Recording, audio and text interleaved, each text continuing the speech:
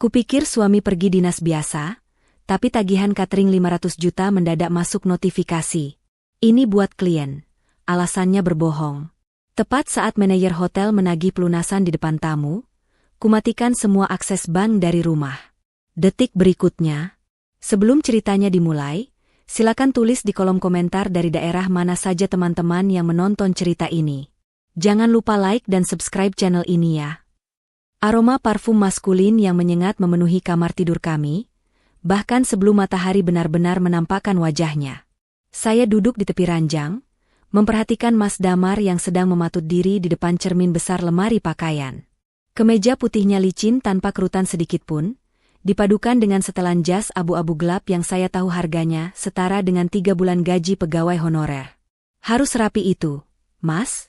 Tanya saya pelan, berusaha menyembunyikan getar curiga dalam suara saya. Katanya cuma tinjauan proyek di luar kota. Biasanya kamu cuma pakai kemeja flanel dan celana jeans kalau ke lapangan. Mas Damar menoleh, senyumnya terukir sempurna, terlalu sempurna, seperti sudah dilatih. Ia berjalan mendekat, lalu mengecup kening saya sekilas. Dingin. Tidak ada hangat yang biasa saya rasakan 5 tahun lalu. Ini klien besar, Dek. Investor dari Jakarta. Aku harus tampil meyakinkan biar proyeknya gol, jawabnya sambil merapikan simpul dasinya. Kalau proyek ini tembus, bonusnya bisa buat kita renovasi rumah ibu di kampung. Kamu mau kan ibu senang? Saya terdiam mendengar kata, ibu. Mas Damar selalu tahu kartu as saya. Sejak ayah meninggal, membahagiakan ibu adalah satu-satunya tujuan hidup saya. Dan dia menggunakan alasan mulia itu untuk menutupi sesuatu yang janggal. Berapa hari? Tanya saya lagi, meski dia sudah mengatakannya tadi malam. 3 hari. Mungkin 4 kalau negosiasinya alot.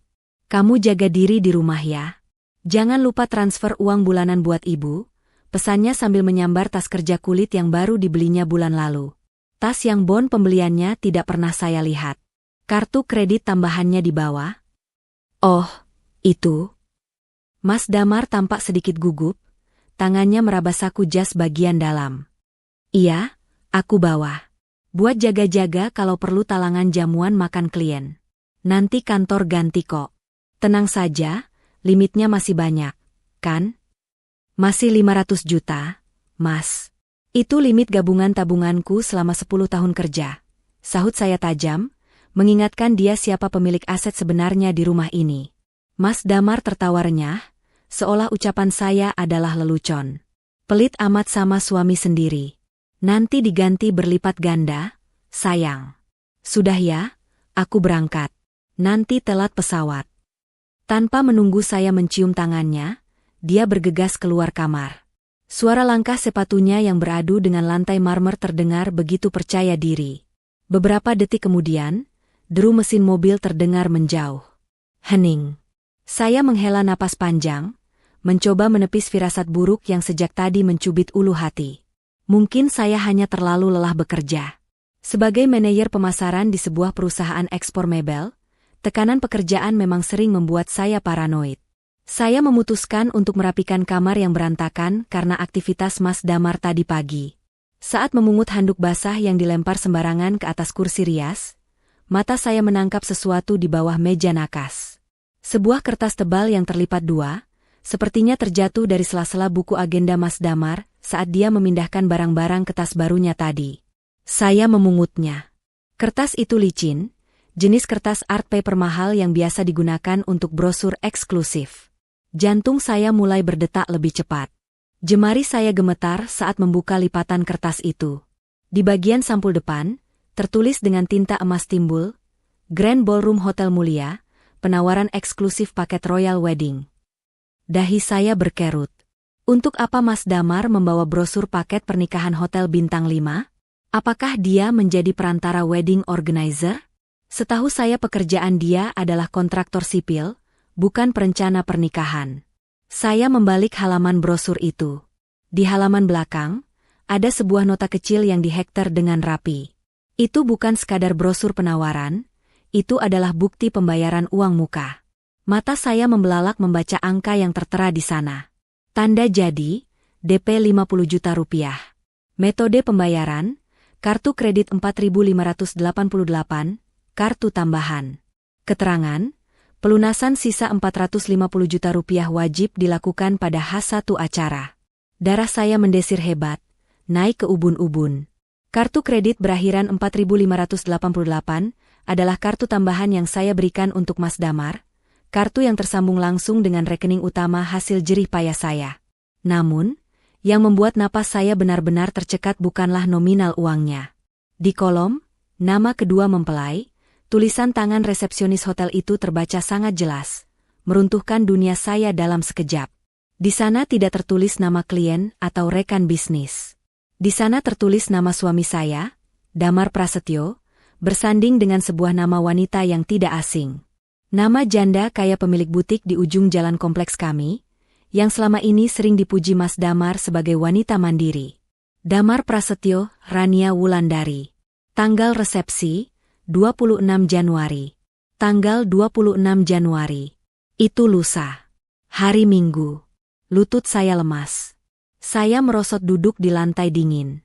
Jadi, dinas luar kota, selama 3 hari itu adalah persiapan untuk pernikahan keduanya, dan dia membiayai pesta megah itu menggunakan uang istrinya sendiri.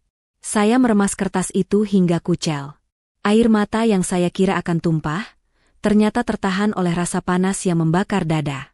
Bukan, ini bukan kesedihan. Ini kemarahan yang teramat sangat. Ponsel saya di atas kasur bergetar. Sebuah notifikasi pesan masuk. Saya meraihnya dengan tangan gemetar. Pesan dari Mas Damar. Dek, sudah sampai bandara. Doakan lancar ya. Oh ya, kalau ada notifikasi bank masuk jumlah besar, abaikan saja ya. Itu aku lagi gesek buat sewa alat berat proyek. Nanti diklaim kantor. Saya menatap layar ponsel itu dengan tatapan nyalang. Bibir saya menyunggingkan senyum miring, senyum yang belum pernah saya tunjukkan pada siapapun sebelumnya. Alat berat ya, Mas? Desis saya pelan di kamar yang sunyi. Baiklah. Silakan gesek sepuasmu hari ini. Nikmati hari-hari terakhirmu menjadi orang kaya. Setelah menemukan brosur terkutuk itu, saya tidak bisa tinggal diam. Saya bukan tipe istri yang akan menangis di pojokan kamar sambil menunggu suami pulang untuk meminta penjelasan.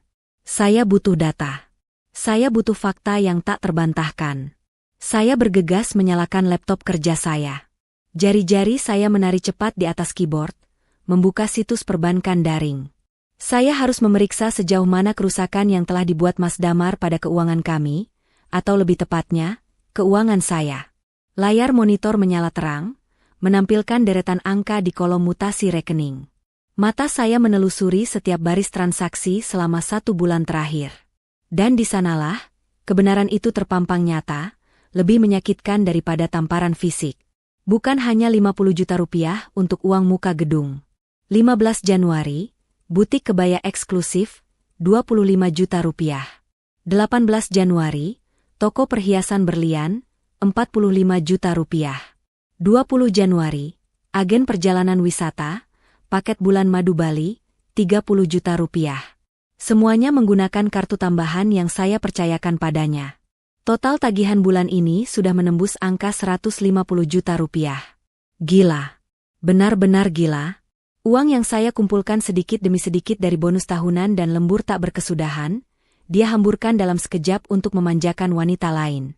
Saya beralih membuka aplikasi media sosial. Akun Mas Damar bersih, tentu saja. Dia terlalu licik untuk memposting kebodohannya di akun utama. Tapi saya teringat nama itu. Rania Wulandari. Saya mengetik nama itu di kolom pencarian Instagram. Akunnya tidak dikunci. Bodoh. Kesombongan memang seringkali menjadi awal kehancuran. Dan benar saja, feed Instagram wanita itu penuh dengan pameran kemewahan baru. Foto pertama, sebuah cincin berlian melingkar di jari manisnya yang lentik. Captionnya membuat perut saya mual. Alhamdulillah, finally he proposed. Terima kasih sayang untuk kejutan manisnya. Blessed new beginnings. Foto kedua, dia sedang mencoba kebaya putih gading yang mewah, penuh payet berkilauan. Fitting terakhir. Gak sabar nunggu hari haji bismillah. Saya menggeser layar ke bawah, mencari jejak Mas Damar. Dan saya menemukannya di sebuah Instagram story yang baru diunggah 1 jam yang lalu. Video pendek itu memperlihatkan suasana interior mobil. Bukan mobil Avanza butut kami, tapi interior mobil mewah berbalut kulit. Tangan seorang pria sedang memegang setir, dan di pergelangan tangannya melingkar jam tangan Rolex. Jam yang hilang dari laci saya minggu lalu, jam peninggalan almarhum ayah. Suara tawa manja Rania terdengar di latar belakang video. Sayang, nanti habis dari bandara kita langsung ke hotel ya? Aku mau spa dulu biar glowing pas resepsi. Lalu suara Mas Damar menjawab, suara yang sangat saya kenal. Iya, cantik. Apapun buat ratuku. Kartu sakti sudah siap. Kok? Kartu sakti, gumam saya, menirukan ucapannya dengan nada jijik. Dia menyebut kartu kredit saya sebagai kartu sakti. Dada saya sesak. Jadi jam tangan ayah bukan hilang terselip, tapi dia curi untuk bergaya di depan janda itu? Kurang ajar. Benar-benar kurang ajar. Tiba-tiba, sebuah ide melintas di benak saya. Mas Damar selalu menggunakan tablet lamanya di rumah untuk menonton film atau bermain game. Tablet itu terhubung dengan akun Google yang sama dengan ponselnya. Saya berlari ke ruang tengah, mencari tablet itu di bawah tumpukan majalah di meja kopi. Ketemu. Baterainya tinggal sedikit, tapi masih menyala. Saya segera membukanya. Tidak dikunci. Dia terlalu meremehkan kecerdasan saya. Saya membuka aplikasi Google Photos. Sinkronisasi otomatisnya menyala. Foto-foto terbaru yang diambil dari ponsel Mas Damar bermunculan satu persatu di layar tablet yang lebih besar. Foto tiket pesawat. Bukan 1, tapi 2. Atas nama Damar Prasetyo dan Rania Wulandari. Tujuan Jakarta. Foto screenshot percakapan chat. Saya memperbesar gambar itu. Nama kontaknya dinamai, klien VIP. Klien VIP, Rania. Yang, nanti kalau istrimu curiga gimana? Tagihannya kan banyak banget. Mas Damar, tenang aja, Beb. Dia itu gampang dibodohi. Bilang aja buat modal proyek, dia pasti percaya. Lagian dia terlalu sibuk kerja, nggak bakal ngecek detail. Yang penting pestanya harus wah, biar mantan suamimu nyesel ninggalin kamu. Klien VIP, Rania, makasih ya, sayang. Kamu emang pahlawanku. Nanti kalau kita udah nikah, aku janji bakal layanin kamu lebih baik dari dia. Tangan saya mencengkeram pinggiran tablet itu erat-erat hingga buku jari memutih. Gampang dibodohi, katanya. Saya mengambil ponsel saya sendiri, lalu memotret layar tablet itu sebagai bukti cadangan.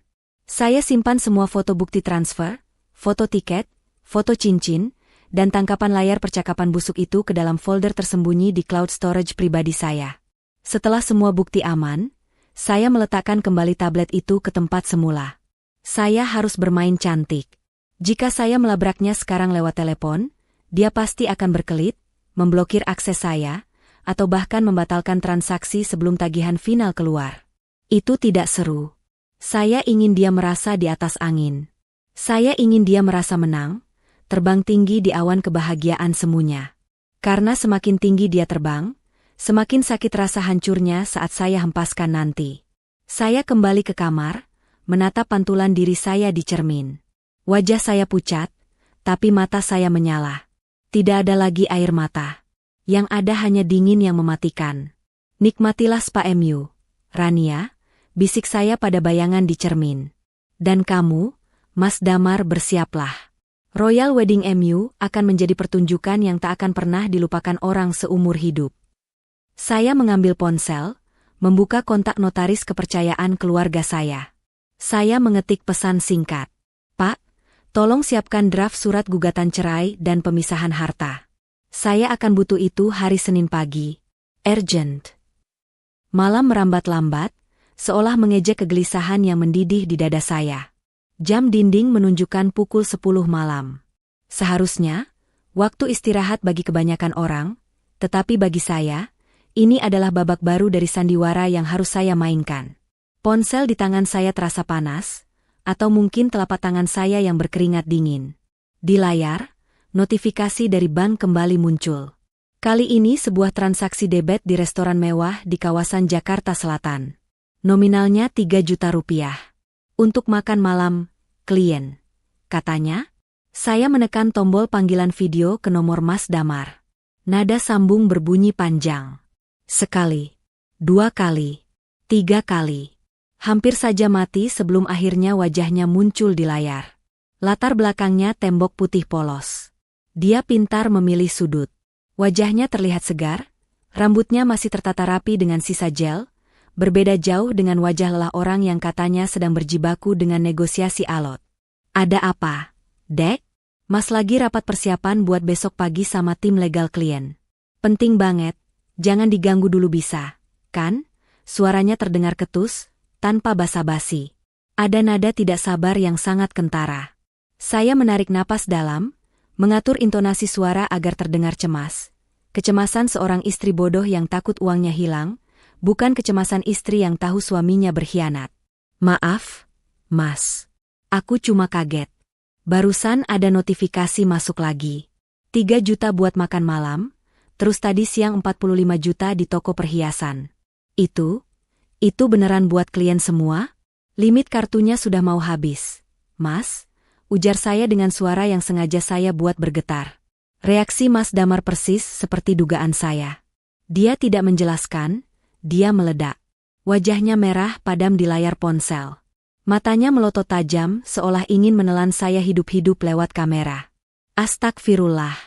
Kamu ini ya, suami lagi banting tulang cari muka di depan investor, malah diributkan soal uang receh, bentaknya. Suaranya cukup keras, hingga membuat saya menjauhkan ponsel dari telinga. Kamu pikir melobi orang kaya itu cukup modal air putih?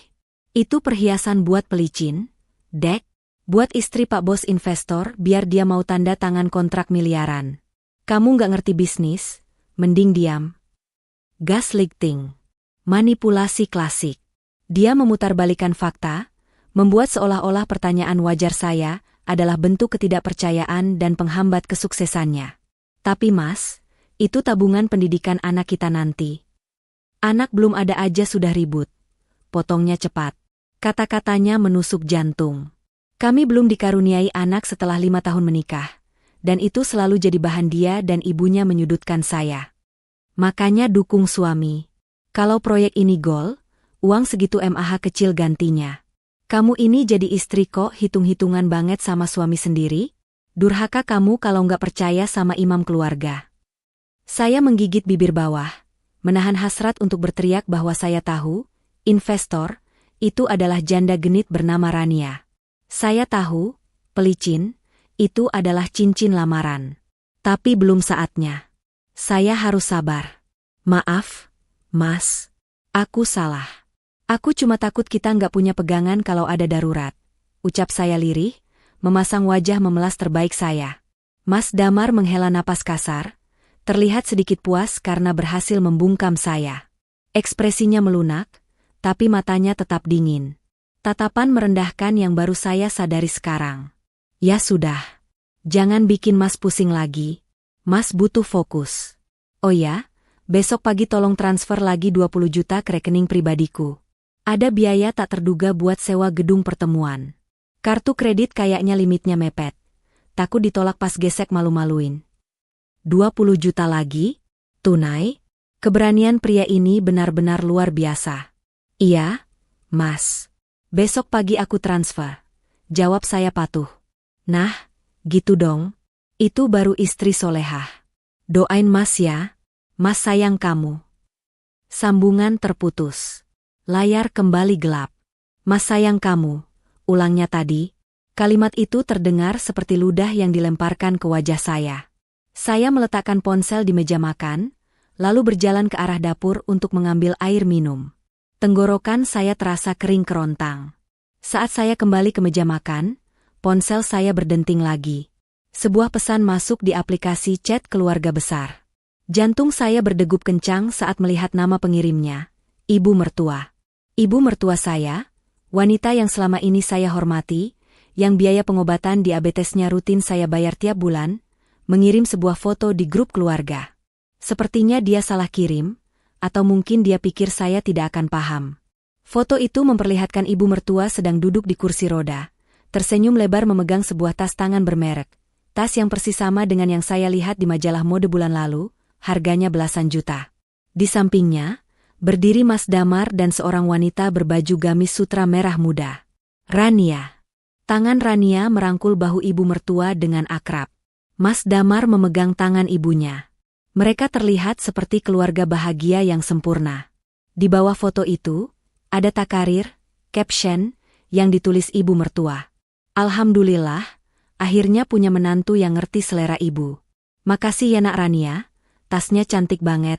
Cocok buat dipakai di acara besar besok lusa. Semoga lancar ijab kabulnya sama Damar anakku sayang. Bismillah mantu baru rejeki baru. Dunia saya terasa runtuh untuk kedua kalinya. Bukan hanya suami. Ibu mertua pun terlibat. Mereka semua sekongkol. Ibu mertua yang selalu mengeluh sakit dan minta uang obat pada saya, ternyata bisa tersenyum segar bugar saat menerima tas mewah dari wanita lain. Acara besar besok lusa, tulisnya. Berarti ibu mertua tahu. Dia merestui. Dia mendukung perselingkuhan ini. Uang obat yang saya transfer bulan lalu mungkin dipakai untuk beli tiket pesawat menyusul ke Jakarta. Tangan saya gemetar hebat. Bukan karena sedih, tapi karena adrenalin yang membanjir. Saya baru saja menyadari bahwa saya tidak sedang melawan satu orang. Saya sedang melawan satu klan keluarga parasit yang ingin menghisap darah saya sampai kering. Tiba-tiba, pesan itu ditarik, dihapus, oleh pengirim. Pesan ini telah dihapus. Terlambat, Ibu. Saya sudah menangkap layarnya. Ponsel saya bergetar lagi. Panggilan masuk dari ibu mertua. Dia pasti panik menyadari dia salah kirim ke grup di mana ada saya di dalamnya. Saya menatap layar yang berkedip-kedip itu dengan tatapan kosong. Haruskah saya angkat? Atau saya biarkan dia mati ketakutan memikirkan apakah saya sempat melihat foto itu atau tidak? Saya membiarkan dering itu memecah kesunyian malam, nyaring dan menuntut, sementara otak saya mulai menyusun rencana yang jauh lebih kejam dari sekadar memblokir kartu kredit. Jika mereka ingin bermain api satu keluarga, maka saya akan membakar rumah mereka sekalian. Pagi itu matahari bersinar terik, seakan mengejek mendung tebal yang menggelayut di hati saya. Saya berangkat ke kantor dengan mata sembab yang tertutup kacamata hitam, mengabaikan 5 panggilan tak terjawab dari ibu mertua. Pukul 7 pagi, sebuah pesan panjang masuk ke aplikasi chat saya dari beliau. Enduk, maaf ya tadi malam ibu salah kirim gambar. Itu saudara sepupu jauh ibu lagi lamaran di kampung, ibu cuma iseng nyobain tas mahalnya. Jangan salah paham ya.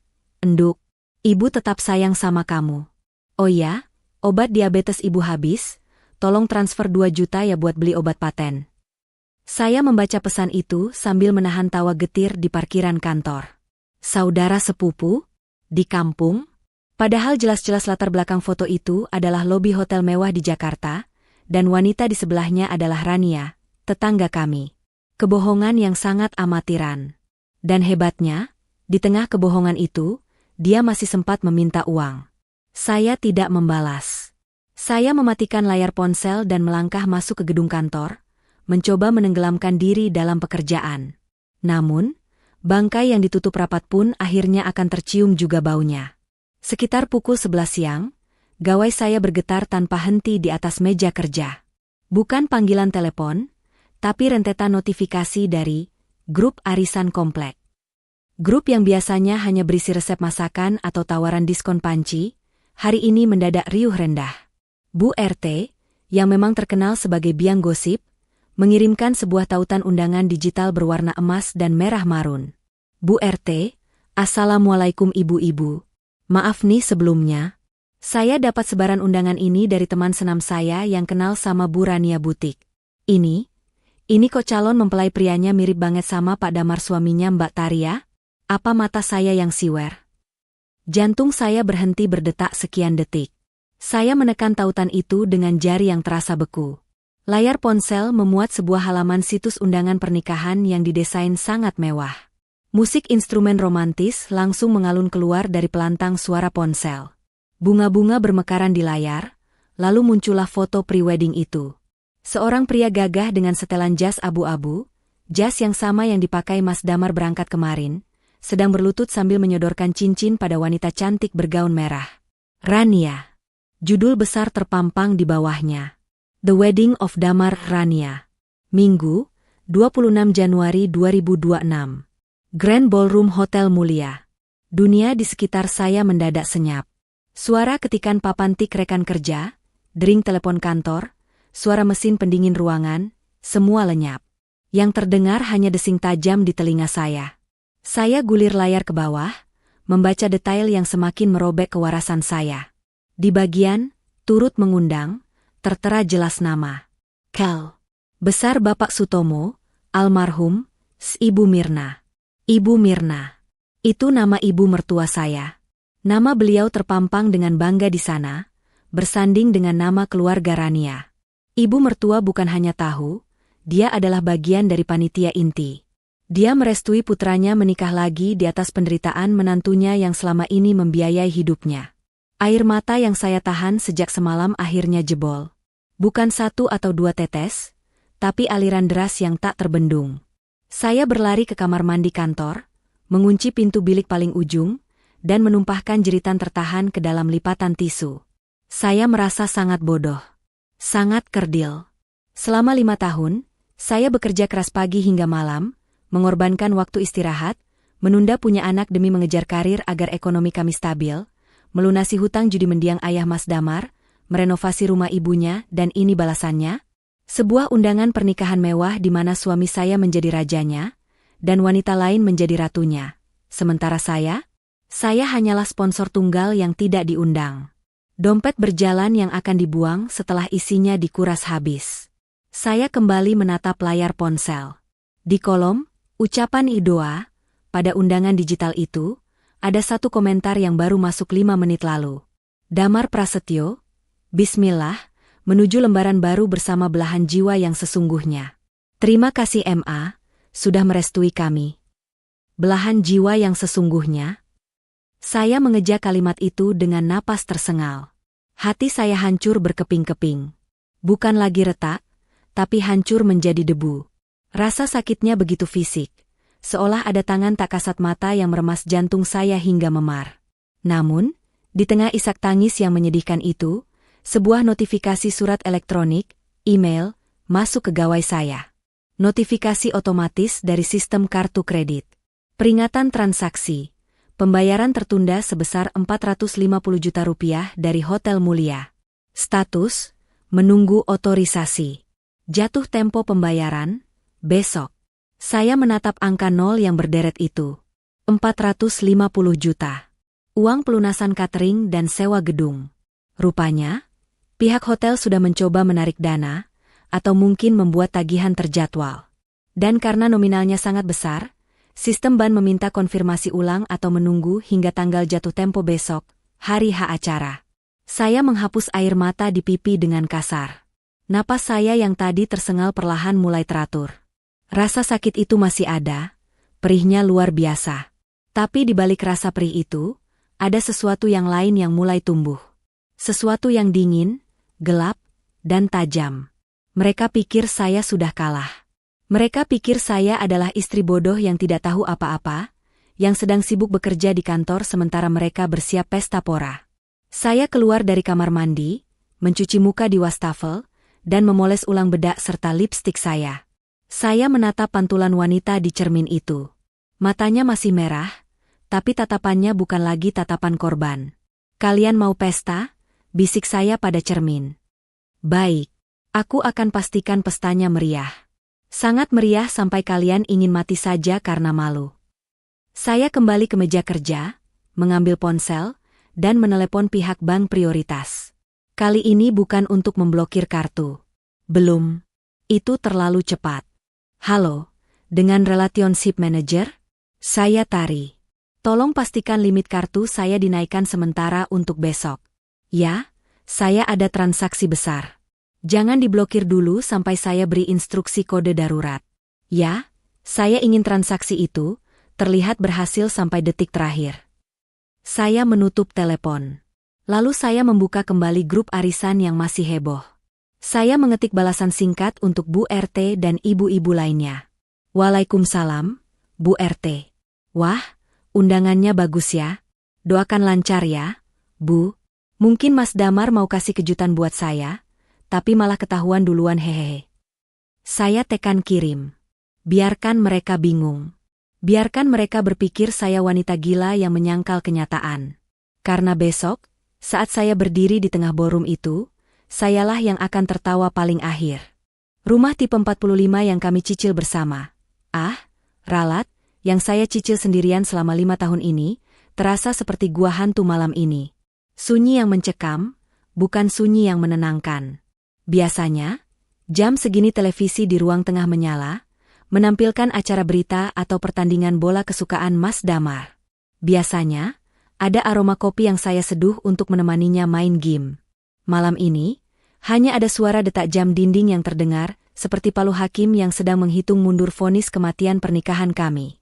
Saya duduk bersimpuh di lantai ruang tengah, dikelilingi album foto pernikahan kami 5 tahun lalu.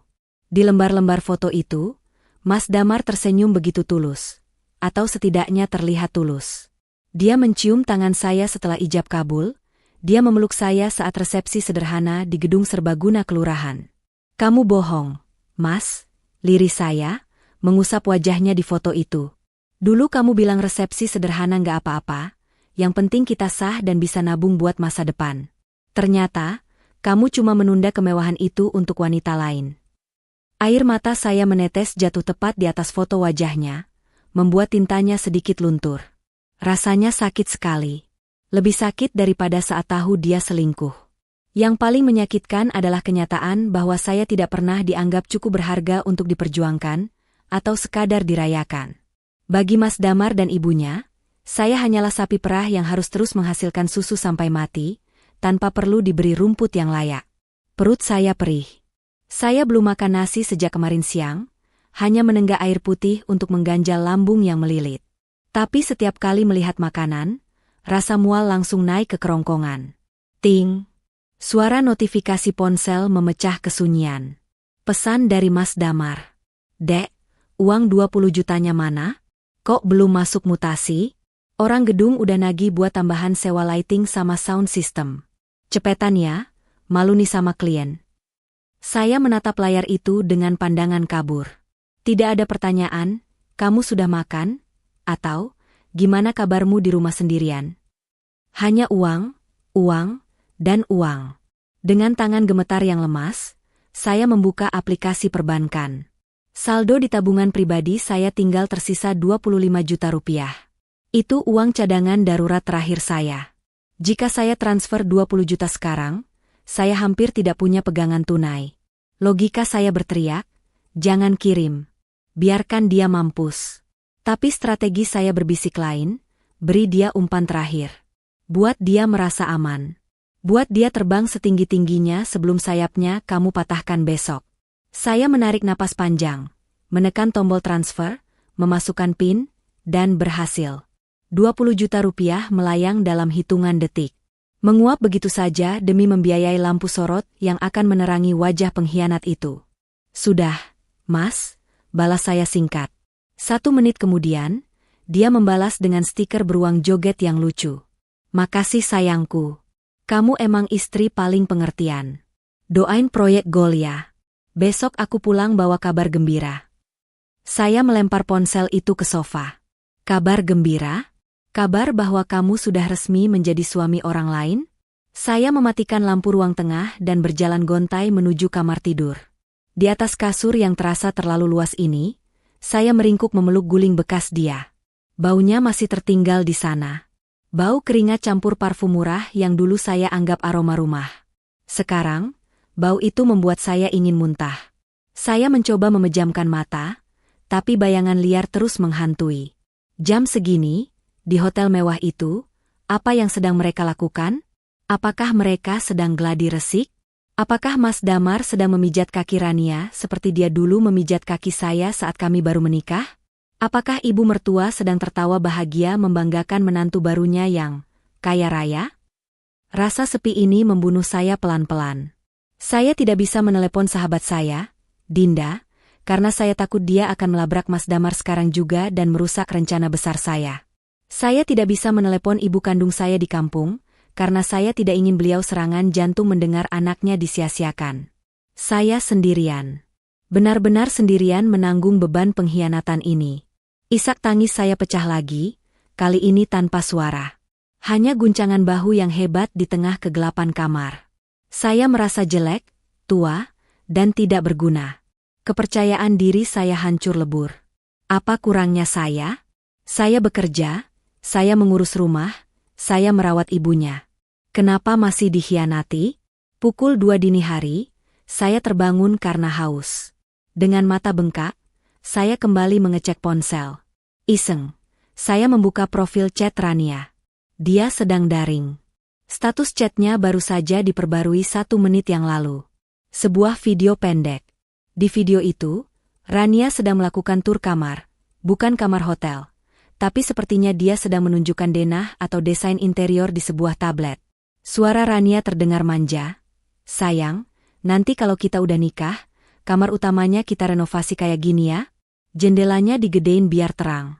Terus kamar yang di belakang itu, yang bekas gudang, dijadiin walk-in closet buat tas-tasku. Lalu suara Mas Damar menyahut, beres, cantik. Nanti tembok pembatasnya kita jebol aja biar luas. Rumah itu kan atas namaku juga, bebas dong mau diapain aja. Darah saya yang tadi membeku karena sedih, mendadak mendidih hebat. Saya mengenali denah yang mereka bahas.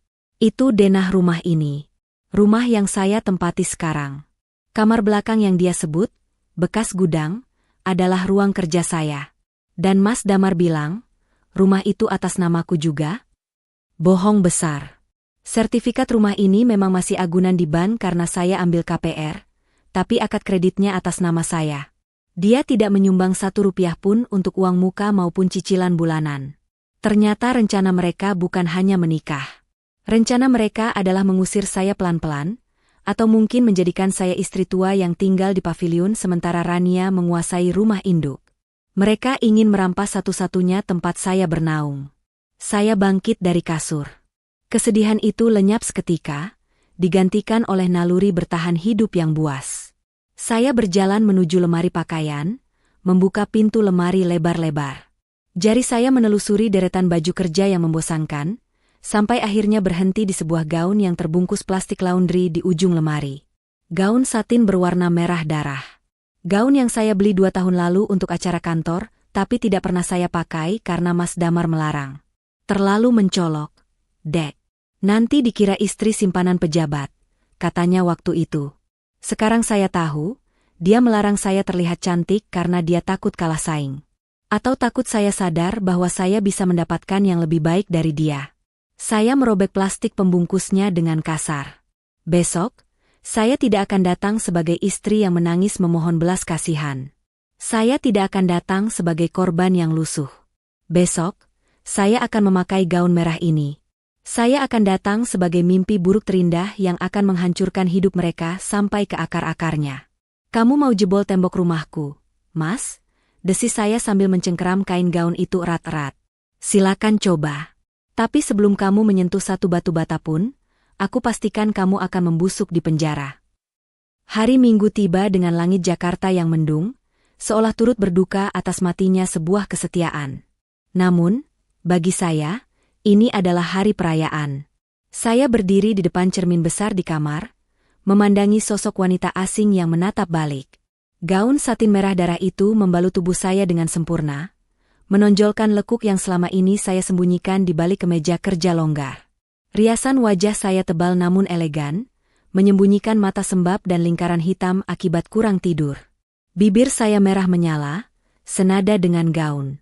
Rambut yang biasanya hanya saya kuncir kuda, kini tergerai dengan gelombang indah hasil tatanan salon langganan yang saya datangi sejak subuh tadi.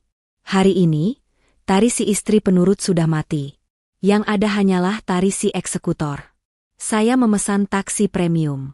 Saya tidak mau datang dengan menyetir sendiri. Saya ingin datang layaknya tamu kehormatan, atau lebih tepatnya, pemilik acara yang sesungguhnya. Tepat pukul 10 pagi, mobil hitam mengkilap itu berhenti di lobi Hotel Bintang 5 di kawasan Senayan. Juru parkir dengan sigap membukakan pintu. Begitu kaki saya yang berbalut sepatu hak tinggi menyentuh karpet merah lobi, saya bisa merasakan beberapa pasang mata menoleh. Mereka mungkin mengira saya istri pejabat atau selebritas. Tidak ada yang mengenali saya sebagai istri Damar, si kontraktor yang katanya sukses. Di depan pintu masuk Grand Ballroom, sebuah papan bunga raksasa menyambut dengan tulisan emas yang menyolok mata, Happy Wedding Damar Rania. Saya berhenti sejenak di depan papan itu. Ada rasa nyeri yang menusuk, tapi segera tertutup oleh rasa jijik saat melihat nama-nama pengirim karangan bunga lainnya. Kebanyakan adalah vendor-vendor proyek yang mungkin belum dibayar oleh Mas Damar, atau rekan bisnis yang dia tipu dengan citra palsunya. Saya tidak langsung masuk ke ruang pesta. Saya tahu jadwalnya. Sekarang masih sesi ramah tamah awal. Puncak acara, saat tagihan utama harus dilunasi, biasanya terjadi sebelum menu utama disajikan. Saya punya waktu untuk memantau situasi.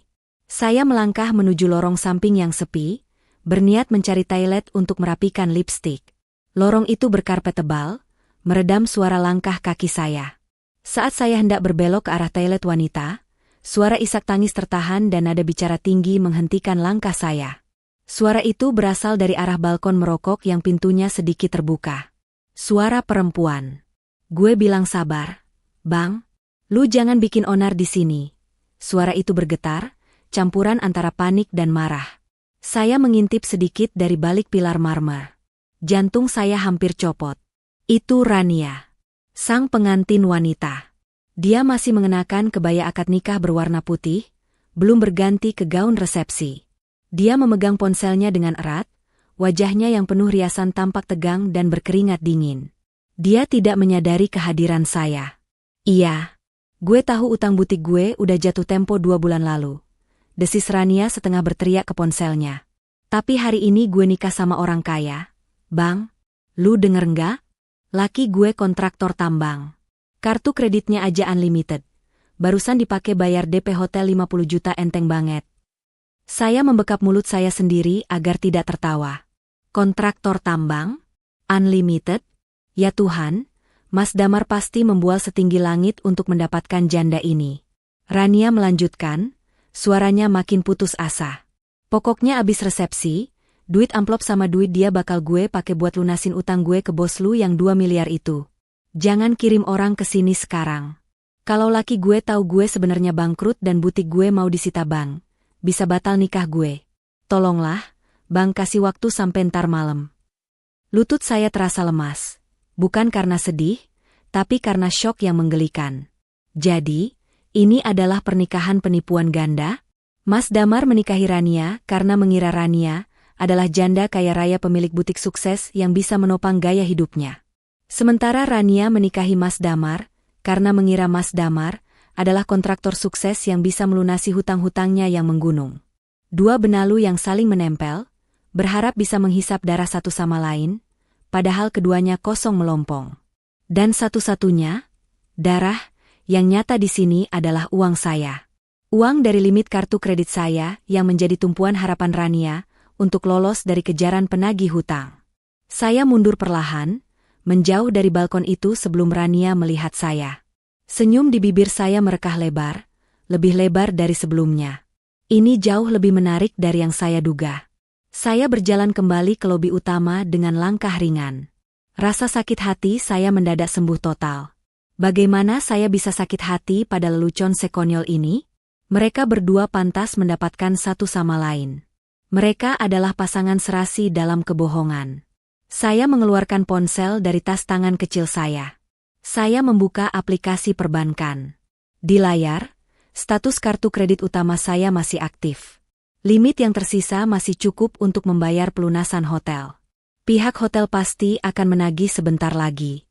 Rania pasti sedang berdoa agar kartu itu bisa digesek untuk menyelamatkan nyawanya dari penagih hutang. Mas Damar pasti sedang bersiap memamerkan kartu itu dengan gaya sombongnya di depan mertua dan tamu undangan. Saya duduk di sebuah sofa bludru di pojok lobi yang menghadap langsung ke pintu ballroom. Dari sini, saya bisa melihat tamu-tamu mulai berdatangan. Dan tak lama kemudian, saya melihat Mas Damar keluar sebentar ke lobi, mungkin menunggu seseorang. Dia tampak gagah dengan jas yang saya setrika kemarin pagi. Tapi wajahnya terlihat gelisah. Dia terus-menerus mengecek ponselnya. Mungkin menunggu transferan uang dari saya? Atau menunggu konfirmasi dari pihak hotel? Saya menatap punggung suami saya itu dari kejauhan. Punggung yang dulu saya jadikan sandaran, kini terlihat begitu rapuh. Nikmatilah 5 menit terakhirmu sebagai orang kaya palsu. Mas, gumam saya pelan. Jari telunjuk saya melayang di atas tombol merah di layar ponsel bertuliskan, blokir kartu sementara. Tiba-tiba, seorang pria parubaya dengan setelan jas formal, sepertinya manajer hotel, menghampiri Mas Damar. Dia membawa mesin EDC, alat gesek kartu, dan sebuah map tagihan. Mas Damar tampak tersenyum lebar, merogoh saku jas bagian dalamnya, dan mengeluarkan kartu kredit platinum berwarna hitam. Kartu saya.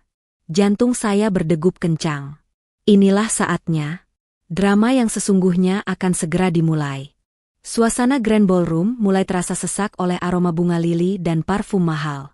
Tamu-tamu undangan, sebagian besar teman-teman sosialita palsu Rania dan kerabat Mas Damar yang datang dari kampung, sudah memenuhi ruangan.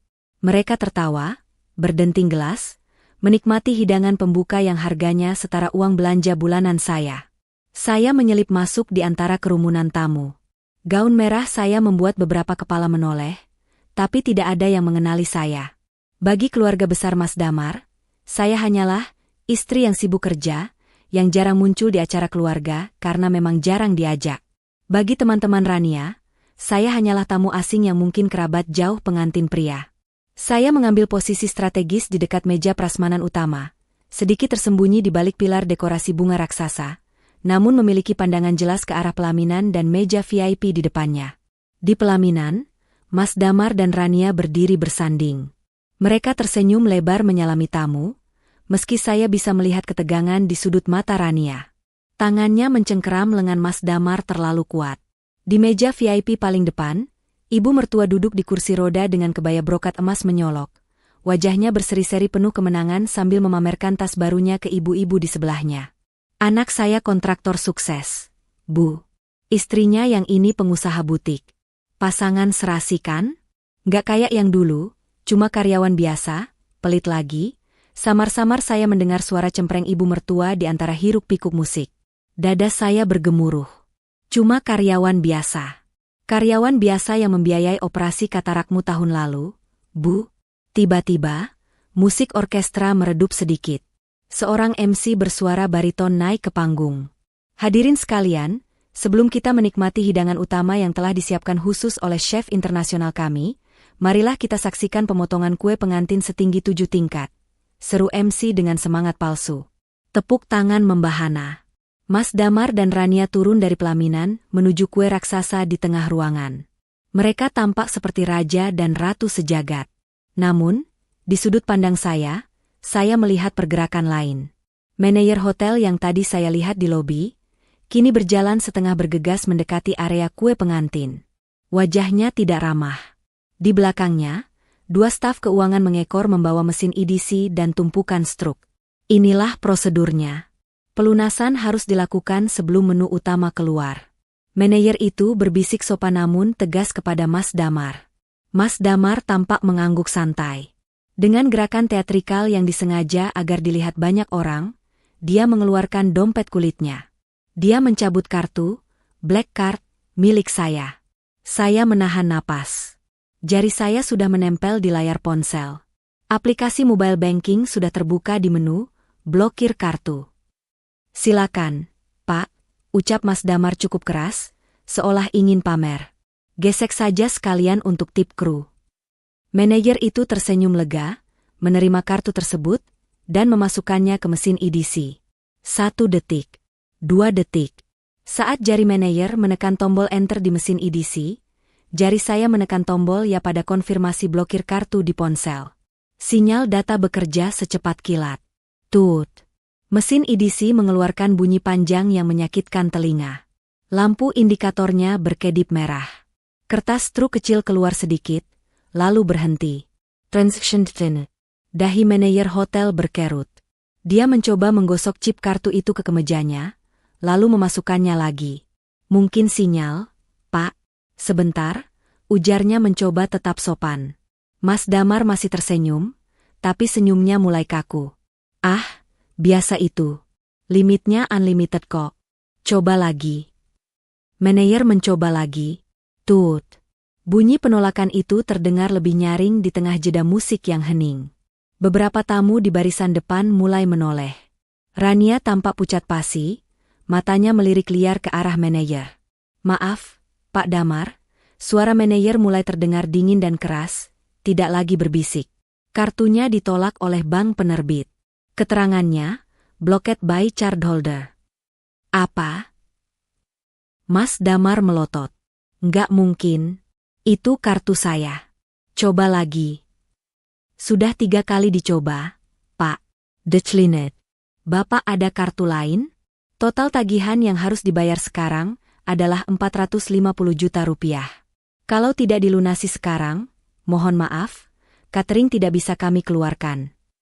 Suasana mendadak hening. Tamu-tamu mulai berbisik-bisik.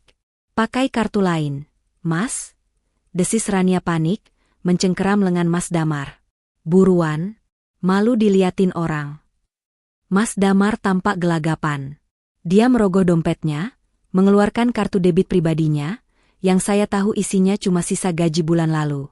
Dia menyerahkannya dengan tangan gemetar. Manajer menggeseknya. Tut. Insufficient funds, saldo tidak cukup. Maaf Pak, saldonya tidak cukup. Manajer itu berkata datar, suaranya cukup lantang hingga terdengar oleh meja VIP. Wajah Mas Damar berubah dari merah pada menjadi putih pucat seperti mayat. Keringat sebesar biji jagung mulai menetes di pelipisnya. Ibu mertua di kursi roda tampak bingung. Damar? Ada apa itu? Kok lama bayarnya? Ibu-ibu di sini udah lapar loh, teriaknya polos tanpa dosa. Mas Damar menoleh ke arah ibunya dengan tatapan putus asa. Lalu matanya beralih ke Rania. Ran, kamu ada talangan dulu nggak? Nanti aku ganti. Kartu aku kayaknya error sistem banknya. Mata Rania membelalak ngeri. Loh? Kok aku? Katanya kamu yang tanggung semua. Uangku kan lagi diputer di butik. Kebohongan mulai terurai. Manajer hotel mulai kehilangan kesabaran. Dia memberi kode pada staf keamanan yang berdiri di pintu. Pak Damar, Bu Rania, mohon selesaikan di kantor manajemen sekarang. Atau kami terpaksa menghentikan acara ini. Tunggu. Satu kata itu memecah ketegangan. Suara itu tenang, jernih, dan penuh otoritas. Saya melangkah keluar dari balik pilar. Sepatu hak tinggi saya mengetuk lantai marmer dengan irama yang mantap. Tap, tap, tap. Gaun merah saya menyala di bawah sorotan lampu chandelier. Semua mata tertuju pada saya. Mas Damar menoleh, dan saat dia melihat wajah saya, rahangnya jatuh seolah melihat hantu. Tari? Desisnya tak percaya. Saya berjalan perlahan membelah kerumunan tamu yang menyingkir memberi jalan, seolah saya adalah ratu yang sesungguhnya. Saya berhenti tepat di depan mereka, tersenyum manis, senyum paling mematikan yang pernah saya miliki. Maaf mengganggu pestanya, ucap saya dengan suara yang sengaja saya keraskan, tapi tetap elegan. Kartu itu ditolak bukan karena sistem error, Mas. Tapi karena pemilik aslinya baru saja memblokirnya. Hening. 1 detik yang terasa seperti 1 abad. Lalu suara gelas pecah terdengar dari meja VIP. Ibu mertua menjatuhkan gelas jusnya. Matanya melotot menatap saya. Tari? Saya tidak menoleh ke arah mertua. Mata saya terkunci pada Mas Damar yang kini gemetar hebat. Selamat ya, Mas. Pestanya mewah sekali. Lanjut saya sambil menunjuk kue pengantin raksasa itu. Sayang sekali, kamu lupa satu hal kecil. Pesta semewah ini butuh uang sendiri, bukan uang istri yang kamu tinggal, dinas luar kota. Keriuhan di ballroom itu mati seketika, digantikan oleh kesunyian yang mencekam. Ratusan pasang mata menatap kami layaknya penonton yang sedang menyaksikan adegan puncak sebuah sinetron, bedanya ini nyata dan aromanya jauh lebih busuk. Mas Damar menatap saya dengan campuran rasa takut dan marah. Wajahnya yang tadi pucat kini merah padam, urat-urat lehernya menonjol. Dia sadar, topeng, kontraktor sukses, yang dia bangun mati-matian sedang saya retakkan di depan semua orang. Jangan ngawur kamu, Dek, bentaknya, mencoba mengambil kendali situasi dengan suara keras yang bergetar. Dia menoleh ke arah tamu undangan, lalu tertawa sumbang. Hadirin, maaf, Ini istri pertama saya. Dia sedang ada gangguan mental karena depresi, kami belum punya anak.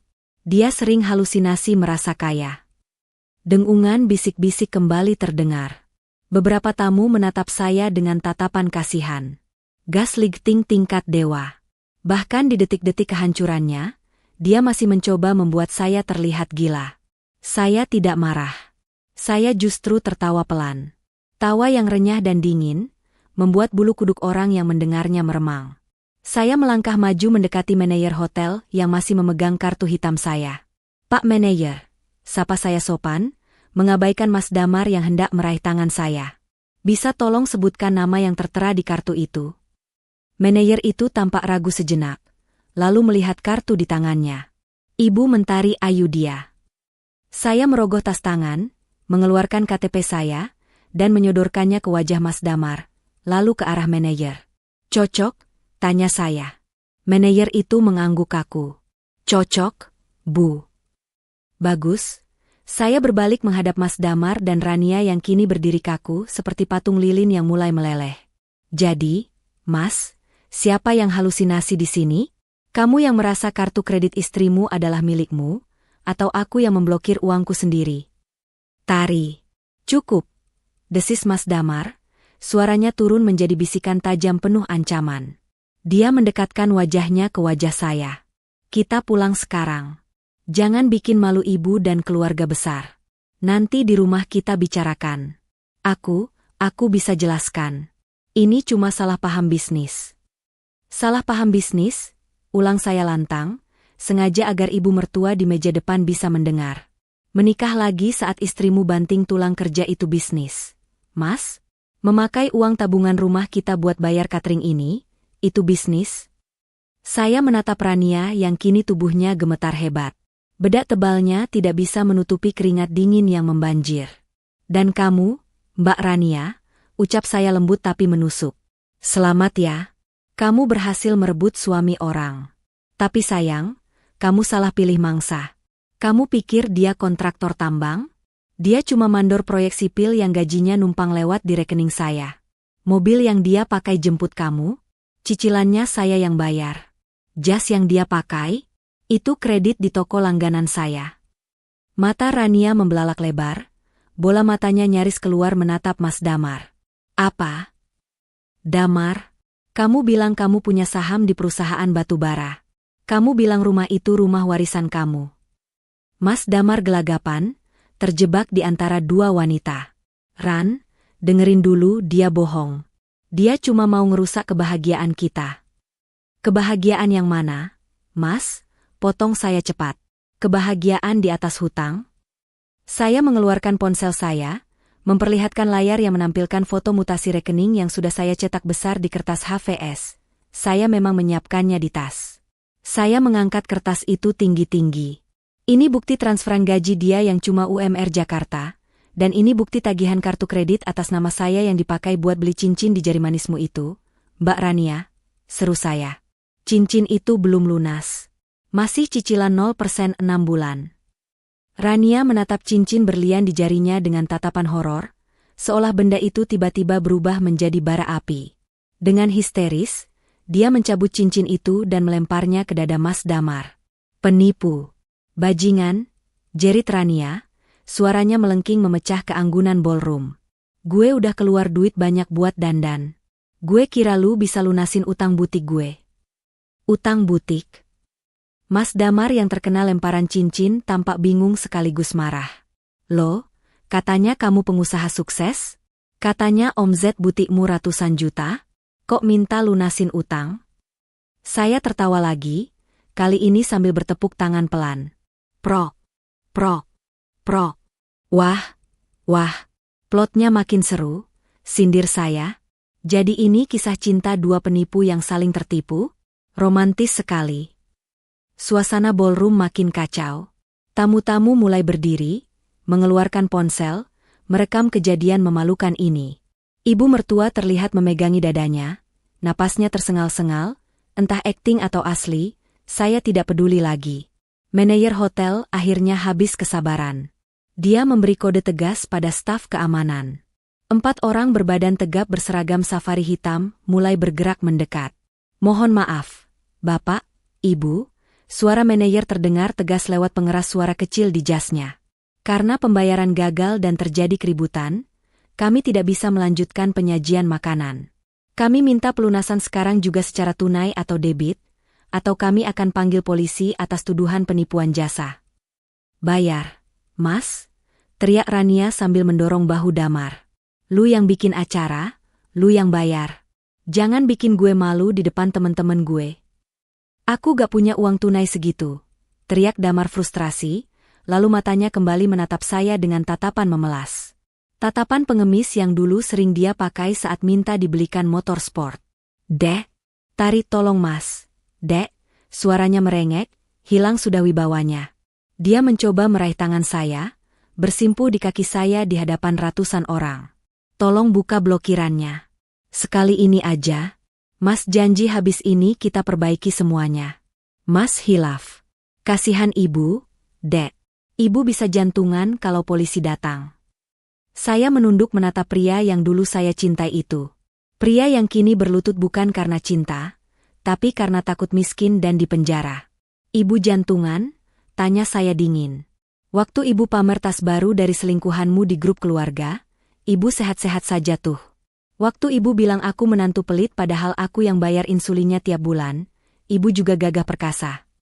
Saya menarik kaki saya mundur, membuatnya nyaris tersungkur. "Maaf, Mas. Saya bukan ban berjalanmu lagi. Dan soal kita?" Saya merogoh tas lagi, mengeluarkan sebuah amplop coklat berlogo kantor pengacara. Saya jatuhkan amplop itu tepat di depan wajahnya yang berkeringat. Gugatan cerai sudah saya daftarkan tadi pagi via kuasa hukum. Rumah, mobil, dan isi tabungan, semua sudah saya amankan buktinya sebagai harta bawaan dan harta bersama yang kamu gelapkan. Kamu miskin, Mas. Mulai detik ini, kamu gelandangan. Mas Damar menatap amplop itu dengan tatapan kosong. Dunianya runtuh sempurna. Namun, kejutan belum berakhir. Tiba-tiba, pintu ballroom terbanting terbuka dengan kasar. Suara keributan terdengar dari arah pintu masuk. Bukan polisi, tapi segerombolan pria bertampang sangar dengan jaket kulit dan tatapan beringas menerobos masuk melewati resepsionis. "Woi, mana yang namanya Rania?" teriak salah satu preman itu dengan suara menggelegar. Wajah Rania yang tadi merah karena marah, kini berubah menjadi seputih kertas. Dia mengenali suara itu. Itu adalah tamu yang paling dia takutkan.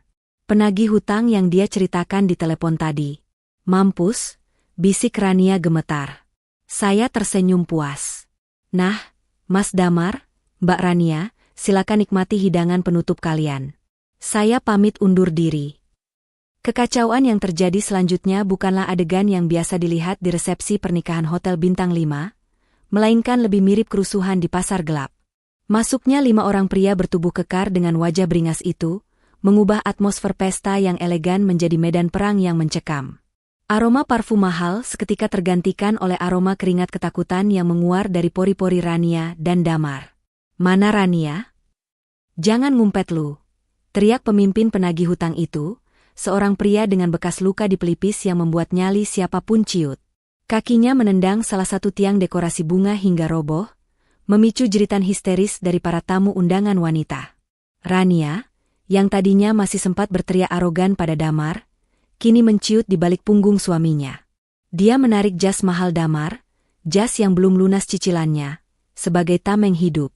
Itu suami gue," teriak Rania dengan suara melengking, telunjuknya menuding wajah Damar yang pucat pasi. "Dia orang kaya. Dia yang bakal lunasin semua utang gue. Tagih ke dia." Mata saya membelalak takjub. Solidaritas cinta mereka ternyata hanya bertahan kurang dari 5 menit setelah kedok terbuka. Rania tanpa ragu melemparkan cinta sejatinya ke kandang singa demi menyelamatkan diri sendiri. Si penagih hutang menoleh ke arah Damar. Tatapannya menelanjangi sisa-sisa harga diri suami saya. "Oh, jadi ini bos tambang yang lu banggain itu?" Si preman terkekeh sinis, lalu dengan gerakan cepat mencengkeram kerah kemeja Damar, mengangkat tubuhnya sedikit hingga kaki Damar berjinjit. "Heh, Bos. Bini lu utang 2 miliar buat modal gaya hidup sama muter bisnis bodong. Lu mau bayar sekarang atau gue acak-acak ini gedung? Sasa saya nggak tahu apa-apa, Bang. Damar tergagap, air mata ketakutan mulai menggenang di sudut matanya. Saya juga ditipu sama dia. Saya nggak punya uang. Demi Allah, Bang, lepaskan saya. Halah, pasangan penipu, bentak preman itu. Dia menghempaskan tubuh Damar hingga menabrak meja prasmanan. Piring-piring porselen berisi satai ayam dan rendang berjatuhan, pecah berantakan mengotori lantai marmer dan jas abu-abunya. Damar terjerembab di atas tumpukan makanan, berlumuran bumbu kacang yang kini tampak seperti kotoran di bajunya. Sungguh pemandangan yang menyedihkan sekaligus memuaskan. Ibu mertua yang melihat anak kesayangannya diperlakukan seperti binatang, tiba-tiba mendapatkan tenaga entah dari mana. Dia bangkit dari kursi rodanya, sebuah keajaiban medis mendadak, dan berlari tertatih menghampiri preman itu sambil memukulkan tas tangan mewahnya. Jangan pukuli anakku. Pergi kalian preman kampung. Ini acara orang kaya, jerit ibu histeris. Salah satu anak buah preman itu menepis tangan ibu dengan mudah, lalu matanya tertuju pada tas yang dipegang ibu. Tas yang tadi dipamerkan di grup keluarga. Wow, bos. Ini tas jaminan yang dibawa kabur Rania bulan lalu. Seru anak buah itu sambil merampas paksa tas dari tangan ibu. Jangan Aan. Ini hadiah mantuku. Ibu mempertahankan tas itu sekuat tenaga, tarik-menarik terjadi. Hadiah dengkulmu. Ini barang bukti. Si preman menarik keras, hingga ibu mertua terpelanting jatuh ke lantai. Tas itu berpindah tangan. Si preman membuka isinya, menumpahkan segala macam barang milik ibu. Minyak angin, tisu basah, dan beberapa bungkus kue lemper yang rupanya diam-diam ibu ambil dari meja prasmanan untuk dibawa pulang. Tamu-tamu VIP, termasuk teman-teman sosialita Rania, mundur teratur dengan wajah jijik. Mereka tidak merekam lagi, mereka sibuk menyelamatkan diri, takut dikira komplotan penipu. Satu persatu mereka menyelinap keluar, meninggalkan pasangan pengantin itu dihakimi massa. Saya masih berdiri di dekat pintu keluar, menyaksikan runtuhnya kerajaan palsu itu dengan tangan bersedekap. Manajer hotel sudah menelepon polisi, sirene sayup-sayup terdengar dari kejauhan, tapi kerusakan di dalam sini sudah tak terperbaiki. Rania menangis meraung-raung saat cincin kawinnya ditarik paksa dari jarinya oleh penagih hutang sebagai pembayaran bunga. Damar, yang masih terkapar di lantai dengan baju kotor, menatap saya. Tatapannya bukan lagi tatapan memelas, melainkan tatapan orang yang sadar bahwa dia baru saja kehilangan satu-satunya sekoci penyelamat di tengah badai. Tari. Panggilnya lirih, suaranya serak tertelan keriuhan. Tolong mas, mas bisa mati di sini? Saya menatapnya lurus. Ada setitik rasa iba, sisa-sisa kenangan 5 tahun kami bersama. Tapi kemudian saya teringat brosur hotel yang dia sembunyikan. Saya teringat kata-kata, ibu bau tanah, yang pernah dia ucapkan saat menolak membiayai pengobatan ibu kandung saya dulu. Saya teringat bagaimana dia mencuri jam tangan almarhum ayah saya. Rasa iba itu menguap, digantikan oleh ketegasan. Kunci mobil, ucap saya datar, mengulurkan tangan. Apa? Damar bingung. Kunci mobil yang kamu bawa. Itu atas nama saya. Cicilannya saya yang lunasin bulan lalu. Mana? Dengan tangan gemetar penuh noda makanan, Damar merogoh saku celananya, mengeluarkan kunci mobil dengan gantungan boneka beruang, gantungan yang dulu saya belikan. Saya menyambar kunci itu. Tari, kamu mau ninggalin mas di sini sama mereka? Tegak kamu, Dek? Saya menunduk sedikit, mendekatkan wajah saya ke telinganya agar dia mendengar jelas kata-kata perpisahan saya. Tega? Kamu lupa, Mas? Kamu yang mengundang saya ke neraka ini. Saya cuma tamu yang pamit pulang lebih awal. Saya berbalik badan, mengibaskan rambut panjang saya, dan melangkah keluar dari ballroom tanpa menoleh lagi. Di belakang saya, suara sirine polisi terdengar makin dekat, beradu dengan teriakan Rania yang memaki Damar dan raungan ibu mertua yang meratapi tas mewahnya yang hilang. Saya berjalan melewati lobi hotel yang kini penuh dengan petugas keamanan yang berlarian masuk. Udara di luar hotel terasa begitu segar, jauh lebih bersih dibandingkan udara beracun di dalam sana. Saya menekan tombol kunci mobil. Lampu mobil SUV hitam di parkiran VIP berkedip menyambut pemilik aslinya. Saat saya membuka pintu mobil, gawai saya bergetar. Sebuah pesan masuk dari nomor tak dikenal. Saya membukanya sebelum menyalakan mesin. Itu sebuah foto. Foto Damar yang sedang diseret oleh polisi keluar dari hotel dengan tangan terborgol. Di sebelahnya Rania yang rambutnya acak-acakan juga digiring petugas. Namun, bukan itu yang membuat jantung saya berhenti berdetak sejenak. Di bagian bawah pesan itu, ada teks singkat yang dikirim oleh pengirim misterius itu. Kerja bagus, Bu Tari. Pertunjukan yang menarik. Tapi hati-hati, Mas Damar mungkin bodoh, tapi dia meminjam uang, panas, atas nama ibu sebagai penjamin cadangan tanpa sepengetahuan ibu. Surat somasinya sedang menuju ke rumah ibu sekarang. Gawai di tangan saya hampir terjatuh. Damar, dia menjaminkan nama saya? Pesan misterius itu sempat membuat darah saya berdesir, tetapi tidak cukup untuk membuat saya memutar balik mobil kembali ke hotel. Saya justru memacu kendaraan lebih cepat menuju rumah. Rasa takut yang dulu sering menghantui saya setiap kali Mas Damar marah, kini telah lenyap tak berbekas. Yang tersisa hanya adrenalin seorang petarung yang siap menghadapi ronde terakhir. Sesampainya di depan pagar rumah, firasat pesan itu terbukti. Sebuah motor metik terparkir melintang di depan gerbang. Dua orang pria berjaket kulit duduk di teras rumah saya sambil merokok. Puntung rokok berserakan mengotori lantai keramik yang baru saya pel pagi tadi. Mereka bukan preman pasar seperti yang di hotel tadi. Tampilan mereka lebih rapi, lebih mirip penagih hutang korporat, debt collector, resmi, tetapi aura mengintimidasi tetap terasa kuat. Saya turun dari mobil dengan langkah tenang, masih mengenakan gaun merah yang kini menjadi baju zirah saya. "Cari siapa, Pak?" tanya saya dingin, tanpa basa-basi. Salah satu pria itu berdiri, membuang puntung rokoknya sembarangan ke pot bunga kesayangan saya. "Ibu Mentari Ayudhya? Kami dari Koperasi Simpan Pinjam, Mitra Dana. Suami ibu, Pak Damar, punya tunggakan macet sebesar 200 juta rupiah. Ibu tercatat sebagai penjamin dengan tanda tangan basah di sini." Pria itu menyodorkan selembar dokumen fotokopi. Mata saya menyipit melihat kolom tanda tangan di atas materai itu. Ada tarikan garis yang mencoba meniru tanda tangan saya, tetapi terlihat kaku dan ragu-ragu. Khas tulisan tangan Mas Damar yang gemetar kalau sedang berbohong. "Tanggal berapa akad kredit ini?" tanya saya sambil menunjuk tanggal di sudut kertas. 2 minggu lalu. Tanggal 10 Januari. Saya tersenyum miring. Saya mengeluarkan ponsel, membuka galeri foto, dan mencari tanggal tersebut. "Pak, tanggal 10 Januari saya sedang dinas di Surabaya seharian penuh. Ini tiket pesawat saya, ini foto check-in hotel, dan ini daftar hadir rapat kantor saya di sana. Fisik saya tidak ada di Jakarta. Jadi, bagaimana mungkin saya tanda tangan basah di depan staf Bapak di Jakarta?" Wajah penagih hutang itu berubah keruh. Dia menatap dokumen itu lagi, lalu menatap saya.